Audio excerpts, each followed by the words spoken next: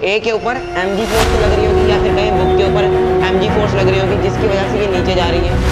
अंदर magnitude same है but इनकी डायरेक्शन अपोजिट भी है, ये भी ठीक है, पर ये सेम नेचर की फोर्स नहीं लग रही है। सेम नेचर की होती तो हम कहते हैं ये एक्शन रिएक्शन पेयर है। अगर मैं इसको स्ट्रेच करता हूँ तो क्या होता है, ये स्ट्रेच हो जाता है और उसके बाद ये इस तरह फोर्स आपको फील हो रहा है।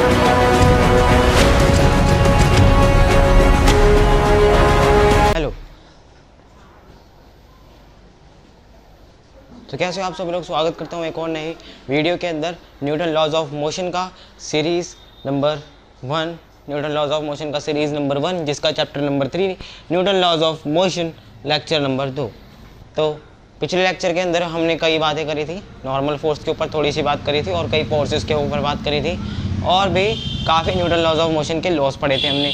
तो आज की वीडियो के अंदर जो मैंने पिछला बताया हुआ पहले क्वेश्चन है उसको सॉल्व करेंगे, उसके बाद हम नॉर्मल फोर्स के ऊपर आगे बात कंटिन्यू करेंगे और उसके बाद हम टेंशन फोर्स को पढ़ेंगे। तो आइए स्टार्ट करते हैं आज की वीडियो को।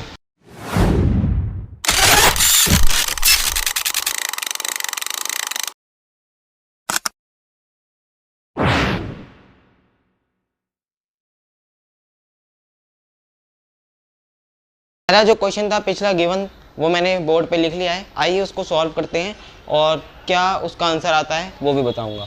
ठीक है, क्या लिखा हुआ है इन this given diagram.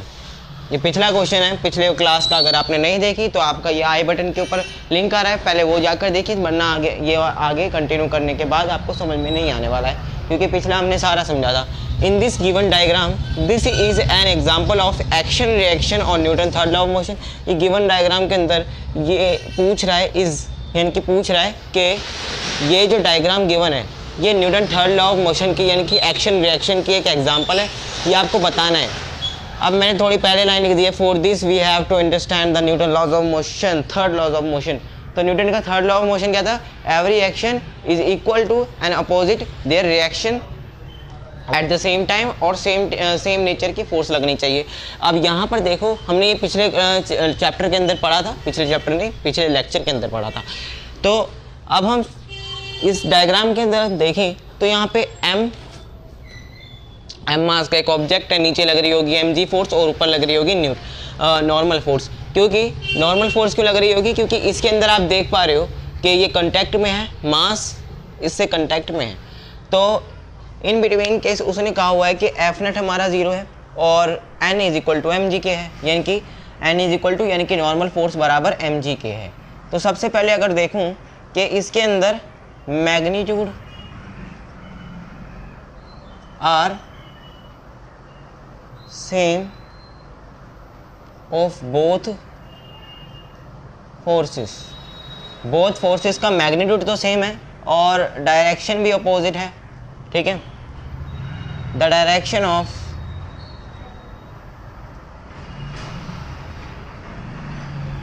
mg force is downward while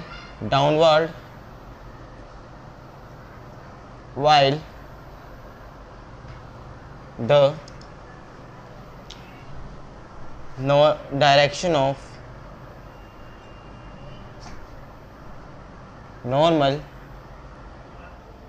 is upward होनी भी चाहिए। ठीक है,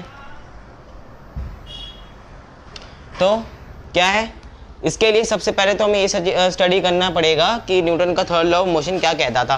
न्यूटन का थर्ड लॉ ऑफ मोशन कहता था कि सेम नेचर की फोर्स लगनी चाहिए और सेम मैग्नीट्यूड की फोर्स लगेगी। अगर आप जितना एक्शन दोगे उतना ही वो रिएक्शन देगा, बस ये डिफरेंस क्या होगा, उनके अंदर डायरेक्शन का डिफरेंस होगा और सेम फोर्स लगनी चाहिए, सेम नेचर की फोर्स लगनी चाहिए। अगर मैं देखूँ ये एक्शन रिएक्शन के, अगर आपका आंसर है कि एक्शन रिएक्शन की एग्जाम्पल है तो मैं कहूँगा ये गलत कह रहे हो क्योंकि इसके अंदर सेम नेचर की फोर्स नहीं लग रही है। सो वी से दैट कि ये एक्शन रिएक्शन पेयर की एक एग्जाम्पल नहीं है। बिकॉज बट लिख लेता हूँ, केस बना रहा हूँ ना मैं यहाँ पे, तो बट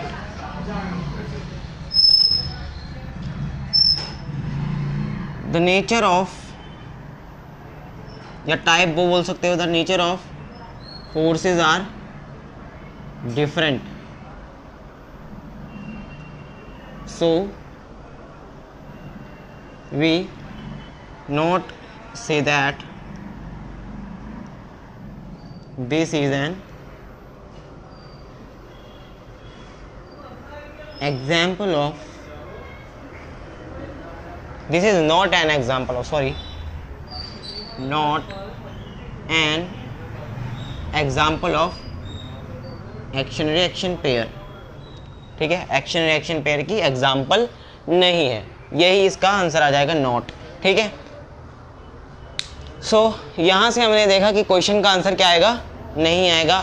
क्यों नहीं आएगा? क्योंकि इनके अंदर मैग्नीट्यूड सेम है बट इनकी डायरेक्शन अपोजिट भी है, ये भी ठीक है, पर ये सेम नेचर की फोर्स नहीं लग रही है। सेम नेचर की होती तो हम कहते हैं ये एक्शन रिएक्शन पेयर है। अब ये एक्शन रिएक्शन पेयर क्यों नहीं पाई? क्योंकि सेम नेचर की फोर्स नहीं लग रही थी।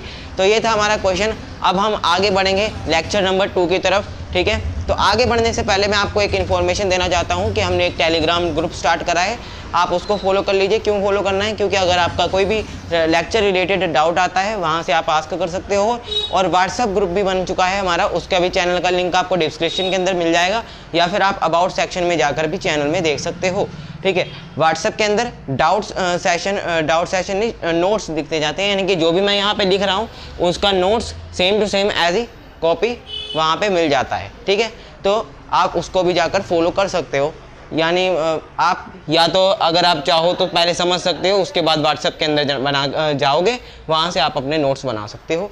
तो अब हम आगे जाते हैं किसकी तरफ? नॉर्मल फोर्स की तरफ।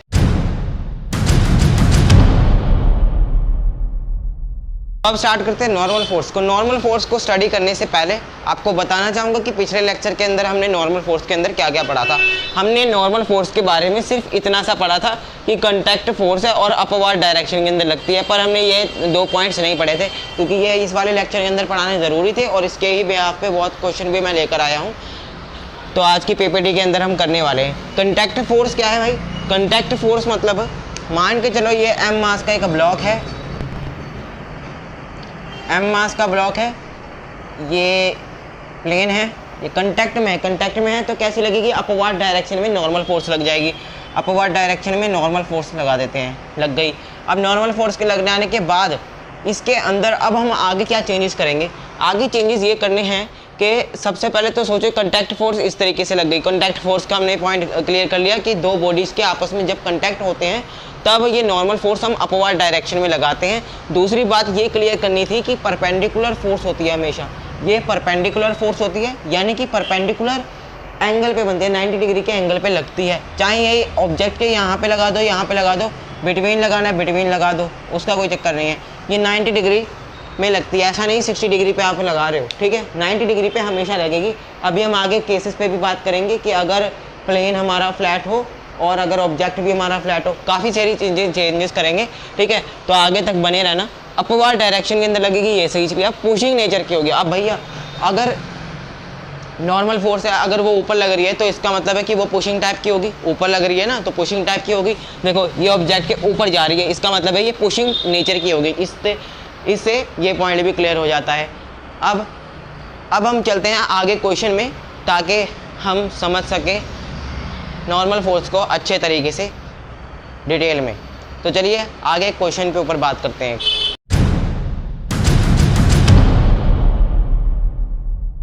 से पहले ये जानना ज़रूरी है, कुछ केसेस को जानना ज़रूरी है जिसके अंदर हम सीखेंगे कि नॉर्मल फोर्स किस किस डायरेक्शन के अंदर लगती है अगर ऑब्जेक्ट में हम सेटिंग्स कर दें या फिर प्लेन में अगर हम सेटिंग्स कर दें। एग्जांपल के लिए केस 1 यहाँ पे मैं ले रहा हूँ। केस 1 क्या कहता है? If plane is flat,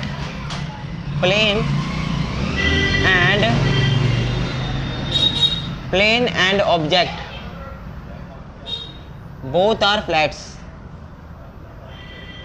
are flat surface। सबसे पहला केस ये ले लिया। दूसरा केस मैं ले लेता हूँ case 2। If plane is inclined plane,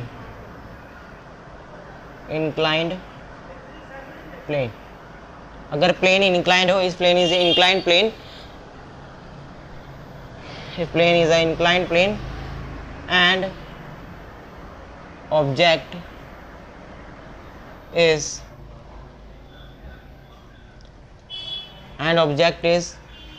of square type. Case number 3 ले लेते हैं। केस नंबर 3 ले लूंगा, ये लास्ट केस है, फिर आगे हम क्वेश्चन पे बात करेंगे। If plane is a rough surface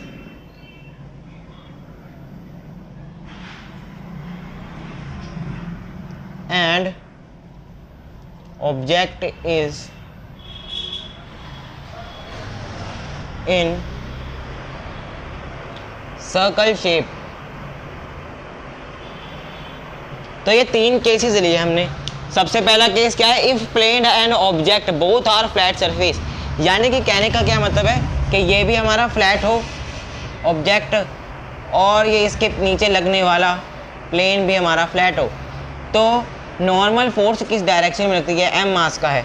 normal force किस डायरेक्शन में लगती है, नॉर्मल फोर्स मैंने बताया था कि अपवर्ड डायरेक्शन में हमेशा लगेगी, तो यहाँ से अपवर्ड डायरेक्शन में हम लगा देंगे और 90 डिग्री के एंगल पे लगाएंगे नॉर्मल फोर्स को। ठीक है, नॉर्मल फोर्स को एम जी फोर्स किस तरफ लग जाएगी, नीचे लग जाएगी। ठीक है, हमेशा ही नीचे लगती है। If plane is inclined plane, ये बहुत ज़्यादा मेन है क्योंकि इसके अंदर क्वेश्चन कंफ्यूज कर देता है। ठीक है, अगर प्लेन इंक्लाइंड प्लेन हो, इसके अंदर हम कंपोनेंट्स की भी बात करेंगे आगे आने वाले लेक्चर्स में। ये इंक्लाइंड प्लेन है, इसके ऊपर एक स्क्वायर टाइप का एक बॉक्स रखा हुआ है एम मास का, तो अब यहाँ पे नॉर्मल फोर्स कहाँ लगेगी। और दूसरी भी ले लेते हैं, रफ सरफेस हो, ये ऊबड़ खाबड़ सा सरफेस हो, तब और ऑब्जेक्ट हमारा सर्कल शेप के अंदर हो, तब नॉर्मल फोर्स कहाँ लगेगी। इस केस के अंदर देखो नॉर्मल फोर्स अगर आप देखो तो इस केस के अंदर सीधा यहाँ इस तरफ लगेगी, इस तरफ। ठीक है, कैमरे में क्लियर होगा कि इस तरफ लगेगी नॉर्मल फोर्स, इस डायरेक्शन में नॉर्मल फोर्स लग जाएगी। और इस ओवल शेप में क्या होगा, सर्कल शेप में इस तरफ लग जाएगी नॉर्मल फोर्स। बस ये बात का ध्यान रखना है कि अपवर्ड डायरेक्शन के अंदर लगनी चाहिए। ठीक है, अब ये कुछ केसेस लिए थे मैंने, उनके ऊपर हमने बात करी कि इंक्लाइंड प्लेन हो तो कैसे करना है, फ्लैट सरफेस हो तो कैसे करना है, और अगर सर्कल शेप के अंदर कोई ऑब्जेक्ट दिया हो और रफ सरफेस हो तो कैसे लगानी है। अब हम चलते हैं क्वेश्चंस की तरफ।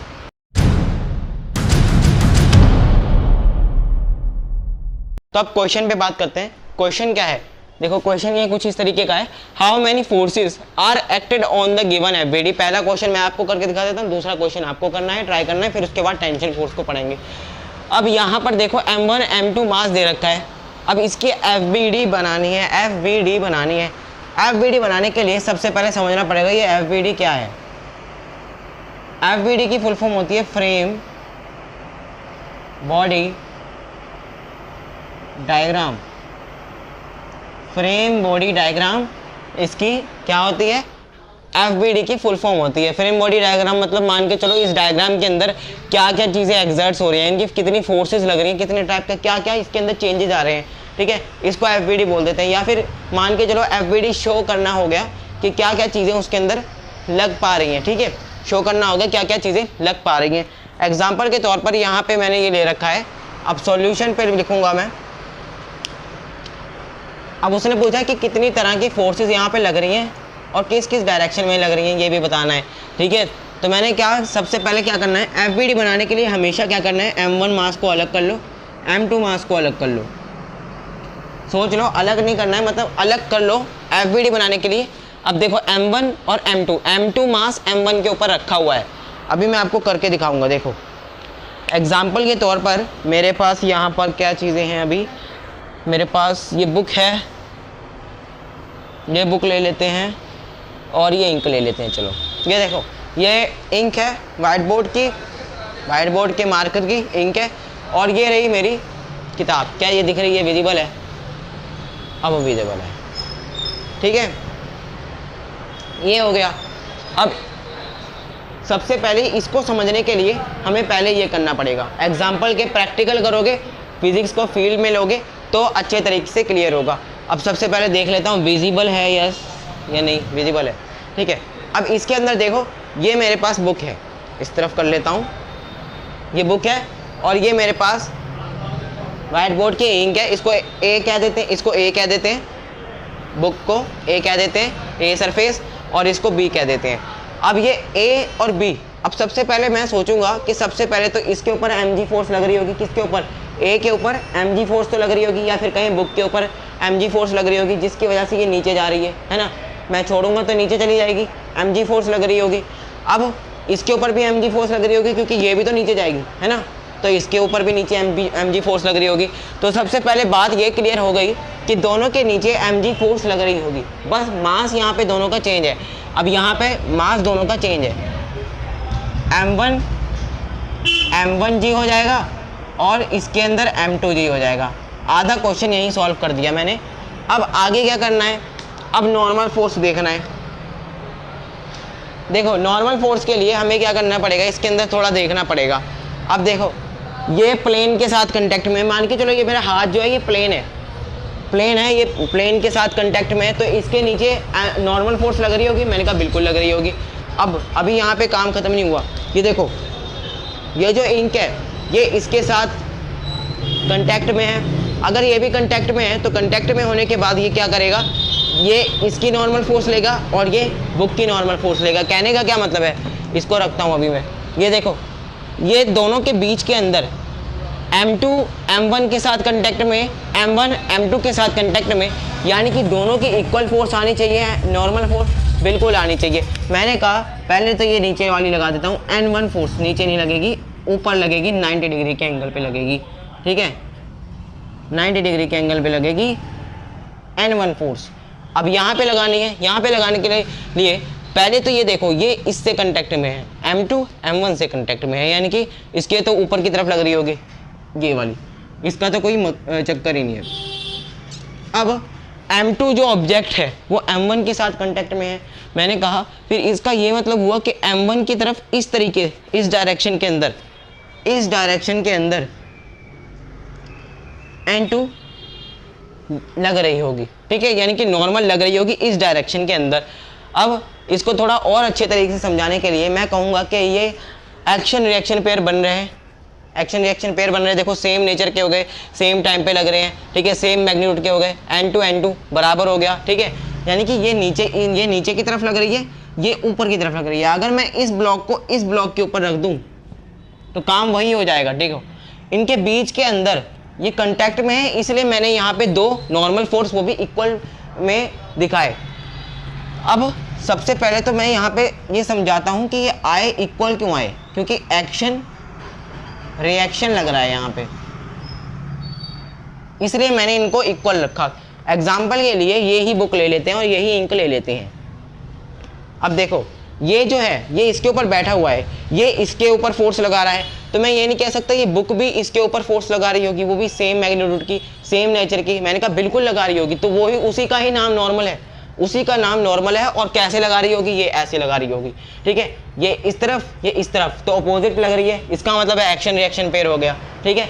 इस तरीके से भी हम समझ सकते हैं। आई होप आपको समझ में आया होगा। या फिर एक और एग्जाम्पल ले लें, एक और एग्जाम्पल क्या ले लें, अगर आपके ऊपर कोई बंदा बैठ जाए, आपके ऊपर कोई दूसरा इंसान बैठ जाए, तो बैठने के बाद क्या होगा, उसका वजन आपको फील होगा, ठीक है, फिर उसी के हिसाब से उसके ऊपर भी एक फोर्स लग रही होगी, ठीक है, उतने ही न्यूटन की फोर्स लग रही होगी, जिस वजह से बस वो उसके अंदर फील नहीं होती, हम मान लेते हैं, ठीक है, एक्शन रिएक्शन पेयर वहाँ पे भी लग रही होती है। तो यहाँ पे मैं वही सेम केस यहाँ पे करा है, ठीक है। इसको समझाने में मुझे थोड़ा टाइम लग गया क्योंकि ये फर्स्ट टाइम था।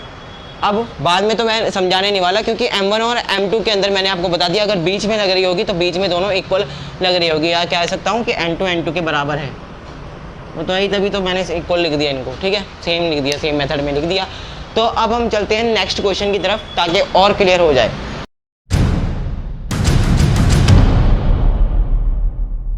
सेकंड क्वेश्चन के ऊपर आते हैं। सेकंड क्वेश्चन क्या है, देखो वो एक सेम क्वेश्चन है, how many forces are acting on the given FBD. FBD के ऊपर कितनी फोर्सेज लग रही है, यानी कि एफबीडी बनानी है, इसके अंदर फ्रेम बॉडी डायग्राम बनानी है। तो पहले आप इसको ट्राई करके देखो। देखो फोर्स लग रही है आगे की तरफ, ये आगे एक वॉल है, ठीक है, ये नीचे एक वॉल है, नीचे प्लेन है, या फिर इधर भी प्लेन मान लो, ठीक है, और ये आगे फोर्स लग रहा है और मैं आपको ये हिंट भी देता हूँ कि आगे नहीं चल रहा, ये तो आप भी खुद ले सकते हो। एग्जाम्पल के तौर पर यही बुक ले लेते हैं जो मैंने पिछली बार एक्सपेरिमेंट में यूज़ करी थी, ये वाली मैंने यहाँ पे रखी, ये प्लेन, ये वॉल मान ली, इसके नीचे भी एक प्लेन लगा लो, मेरा हाथ प्लेन मान लो, यही सेम एग्जाम्पल है, ठीक है। अब मैंने क्या करा, इसके ऊपर फोर्स लगाई, क्या ये आगे जा रही है? मैंने कहा नहीं जा रही है। इसका मतलब है क्या है, एफ नेट बराबर 0 के। एफ नेट बराबर 0 के मैंने आपको पिछले लेक्चर के अंदर सिखाया था कि अगर एफ नेट बराबर 0 के होगा तो ऊपर वाला फोर्स बराबर नीचे वाला फोर्स, दाएं वाला फोर्स बराबर बाएं वाला फोर्स, यानी कि रेस्ट के अंदर होगा, तब हम बोल सकते हैं इक्विलिब्रियम के अंदर होगा तब, ठीक है। तो M1, अब यहाँ पे इसको सॉल्व करने के लिए मैं अलग से एक FBD बना लेता हूँ, तभी क्लियर हो जाएगा आपका। ये मान लिया ये मैंने ऑब्जेक्ट है M1, M ले लेते हैं ना सीधा ही, M1 लेने की क्या ज़रूरत है। F टाइप का फोर्स लग रहा है, ठीक है, F टाइप का फोर्स लग रहा है। सबसे पहले मैं कहूँगा कि ये नीचे mg फोर्स लग रहा होगा, मैंने कहा बिल्कुल लग रहा होगा, नीचे की तरफ mg फोर्स लग रहा होगा, ऊपर की तरफ नॉर्मल फोर्स, क्योंकि कंटेक्ट में मैंने बताया था यहाँ से नॉर्मल फोर्स लग रहा होगा। कैसे लग रहा होगा? 90 डिग्री पे लग रहा होगा नॉर्मल फोर्स।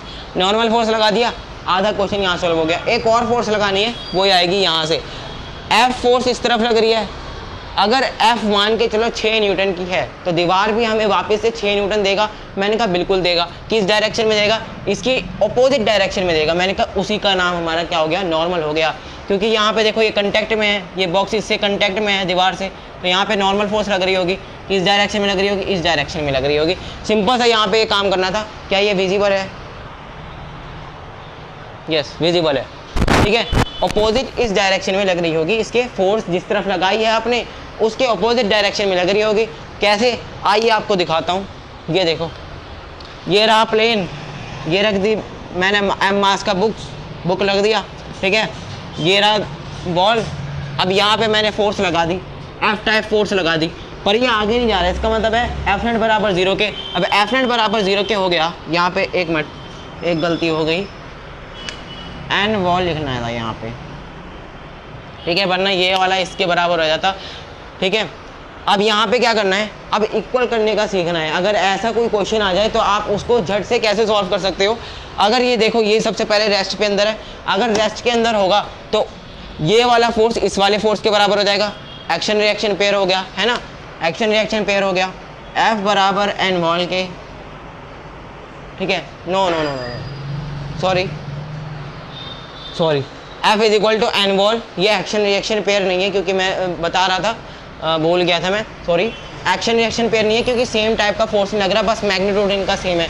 अब इसके अंदर देखें एम जी फोर्स, अगर देखें M G force, M G is equal to N के हो जाएगा, ठीक है, क्योंकि रेस्ट पे है। ये रेस्ट पे क्या होता है? इक्विलिब्रियम कहते हैं, इक्विलिब्रियम पे है, तो F बराबर हो जाएगा, फोर्स बराबर हो जाएगा एन बॉल के, अगर ये रेस्ट पे होगा, या फिर कहीं इक्विलिब्रियम पे होगा, ठीक है। तो F is equal to N ball के हो जाएगा, mg बराबर हो जाएगा एन के।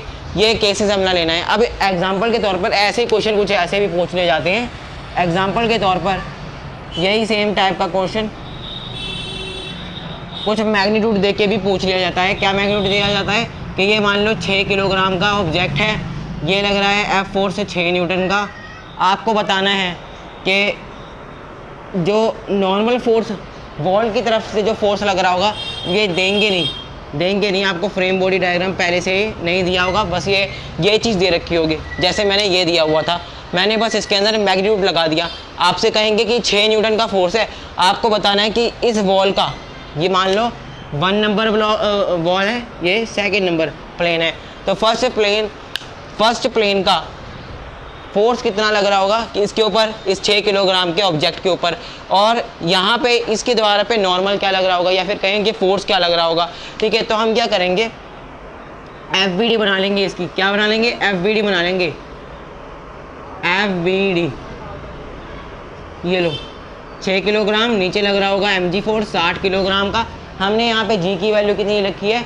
10 रखी है, ठीक है, हमेशा हम 10 रखेंगे। 6 न्यूटन यहाँ पे लग रहा है, तो एक्शन रिएक्शन फोर्स फिर से बोलने वाला था मैं, तो 6 न्यूटन का यहाँ पे भी लग जाएगा। एन वॉल की तरफ से एन वॉल लिख देता हूँ यहाँ पे। ऊपर की तरफ कितना लग रहा होगा? 60 लग रहा होगा, ठीक है। तभी तो ये यहाँ पे इस ऑब्जेक्ट के प्लेन के ऊपर रुका हुआ है, तभी, ठीक है। मतलब तभी उसके ऊपर स्टेबल है, ठीक है, हवा में नहीं उड़ रहा है। 60-60 हो जाएगा, ठीक है। यहाँ से हम बोल सकते हैं कि F बराबर एन वोल्ट। ऐसे वाले क्वेश्चन के अंदर हम ऐसे करते हैं काम, ठीक है, सीधा लिख देते हैं कि इसके द्वारा इतना 6 न्यूटन लग रहा होगा, इसके द्वारा इतना 60 लग रहा होगा। सिंपल सा काम करना था यहाँ पे। अब चलते हैं हम टेंशन फोर्स को, अब हम पढ़ेंगे डिटेल के अंदर। अगर आप चाहते हो कि और भी क्वेश्चन मैं लेकर आऊँ तो आपको वो वीडियो के अंदर होमवर्क टाइप के अंदर मिल जाएंगे, ठीक है। वो वाले क्वेश्चन आप कर सकते हो, ठीक है, एज अ प्रैक्टिस।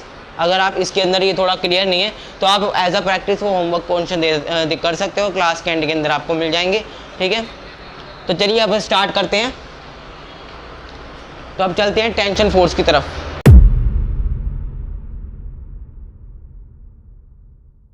हम टेंशन फोर्स को बहुत अच्छे तरीके से पढ़ने वाले हैं, क्योंकि टेंशन फोर्स एक ऐसा फोर्स है जो रस्सी में लगने वाला है। और कल की क्लास तो तबाही होने वाली है, क्योंकि उसके अंदर इतने एक्सपेरिमेंट आपको कराऊंगा टेंशन के ऊपर, और इतने एक्सपेरिमेंट कराऊंगा कि आप उस क्लास को मज़े में लेकर और फिज़िक्स को इतना फील लेकर पढ़ोगे, ठीक है, सोची नहीं होगी किसी ने, ठीक है।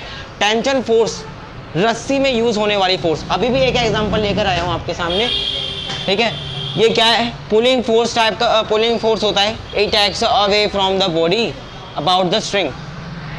अच्छा, रस्सी में जो लगने वाली जो फोर्स होती है ना, उसको हम नाम दे देते हैं टेंशन फोर्स। टेंशन फोर्स, ठीक है। ये वो वाली टेंशन नहीं है जो आपको एग्ज़ाम में होती है, ये वो वाली टेंशन नहीं है जो एग्ज़ाम में होती है। फॉर एग्जांपल के लिए मैंने कहा कि अगर ये m मास का ऑब्जेक्ट है, ठीक है, समझने के लिए आपको बताता हूँ। अभी एक और एग्जांपल लेकर आया हूँ अच्छे तरीके से, जिससे आपको टेंशन और क्लियर हो जाएगा अच्छे तरीके से। क्या ये विजिबल है? पहले देख लेता हूँ मैं, क्या ये m मास विजिबल है? विजिबल है, ठीक है। ये मैंने इसको रस्सी से जोड़ा हुआ है। ये m मास का ब्लॉक है, रस्सी से जोड़ा हुआ है। अब रस्सी से जोड़ने का मतलब क्या हो गया? mg फोर्स नीचे लग रही होगी, क्योंकि ये नीचे जाने की कोशिश करेगा। अगर किसी भी चीज़ को अगर आप हवा में टांग देते हो तो वो नीचे जाने की कोशिश करती है और नीचे mg फोर्स की वजह से जाती है। तो मैं यहाँ पे mg फोर्स नीचे लगा सकता हूँ। पर रही बात टेंशन की, तो टेंशन हमेशा स्ट्रिंग के अंदर लगती है और अवे फ्रॉम द बॉडी लगती है। यानी कि बॉडी अगर इस तरफ है तो अवे, उससे दूर लगेगी। टेंशन फोर्स कहती है कि मैं तुझसे दूर जाना चाहती हूँ, ठीक है। ऑब्जेक्ट से कहती है दूर जाना चाहती हूँ, इसलिए वो टेंशन दूर चली जाती है। और ऐसा क्यों होता है, आइए वो भी बात करते हैं। लो, एग्जाम्पल के तौर पर ये विजिबल है, पहले देख लेता हूँ टेंशन फोर्स, हाँ, ठीक है। अब ज़रा यहाँ पे देखो, ये स्ट्रिंग है मेरे पास, रबड़ है, ठीक है। अब रबड़ को अगर मैं छोड़ दूँ तो ये अपनी इनिशियल पोजीशन, यानी कि मान के चलो इनिशियल पोजीशन इसकी ये है, ये वाली इनिशियल पोजीशन है। अगर मैं इसको स्ट्रेच करता हूँ तो क्या होता है? स्ट्रेच हो जाता है, और उसके बाद ये इस तरफ फोर्स आपको फील हो रहा है, इस तरफ खींचते हुए ये फील हो रही है। मैंने कहा बिल्कुल फील हो रही है, देख, तभी तो ये अंदर जा रहा है, ये देखो, तभी तो इस डायरेक्शन के अंदर जा रहा है, इस डायरेक्शन के अंदर जा रहा है। मैंने कहा ये क्यों जा रहा है? टेंशन फोर्स की वजह से जा रहा है। क्योंकि मान के चलो ये ऑब्जेक्ट है, ये ऑब्जेक्ट है, देख, ये वाला ऑब्जेक्ट है जो नीचे है, ये ऑब्जेक्ट है। और ऑब्जेक्ट, अब ये ऑब्जेक्ट है, ये चाहती है कि मैं उससे दूर चला जाऊं, तो वही टेंशन फोर्स है। मान के चलो ये अपने आप इनिशियल पोजीशन के अंदर आना चाहती है, तो वो इनिशियल पोजीशन के आने के लिए जो वो फोर्स लगाती है इस डायरेक्शन के अंदर अवे फ्रॉम द बॉडी, उसी को ही हम टेंशन फोर्स कह देते हैं। आई होप आपको अच्छे तरीके से समझ में आया होगा। अगर नहीं समझ में आया तो कोई बात नहीं, अगली क्लास के अंदर मैं और अच्छे तरीके के एग्जाम्पल लेकर आऊँगा। अगली क्लास को देखना मत भूलना। अभी हम टेंशन फोर्स को थोड़ा और कंटिन्यू कर लेते हैं, ठीक है। थोड़ा सा पढ़ेंगे टेंशन फोर्स को। नीचे की तरफ लग रहा होगा mg फोर्स, नीचे की तरफ लग रहा होगा mg फोर्स। और अगर मान लिया कि ये m ऑब्जेक्ट रेस्ट के अंदर है, तो रेस्ट के अंदर क्या होता है? ऊपर वाला फोर्स बराबर नीचे वाला फोर्स, तो टेंशन बराबर mg के। अब इसके लिए एग्जांपल भी लेते हैं एक मैग्नीट्यूड का, ये लास्ट एग्जांपल है, उसके बाद हम क्लास को एंड करते हैं।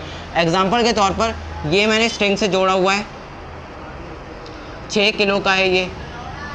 अब आपको बतानी है टेंशन कितनी लग रही होगी ऊपर। अगर ये रेस्ट के अंदर है, रेस्ट के अंदर है, तो टेंशन कितनी लग रही होगी ऊपर? ऊपर जो टेंशन लग रही होगी, मैंने कहा अगर रेस्ट में है तो ऊपर वाला फोर्स बराबर नीचे वाला फोर्स। सबसे पहले तो नीचे लग रही होगी टेंशन, सॉरी mg फोर्स नीचे की तरफ लग रही होगी, मास इंटू 10, सो 60 किलोग्राम हो जाएगा यहाँ पे। और ऊपर वाला फोर्स बराबर नीचे वाला फोर्स, तो यहाँ पे रस्सी में जितनी फोर्स लग रही होगी वो कितनी होगी? 60 किलोग्राम। तो ये हो गया हमारा tension. Away from the body हमने लगाना है डायरेक्शन। आई होप आपको टेंशन क्लियर होगा। अगर नहीं हुआ है तो अगली वाली क्लास के अंदर और क्लियर होगा अच्छे तरीके से। तो आज के लिए बस नहीं, मिलते हैं अगली वीडियो के साथ।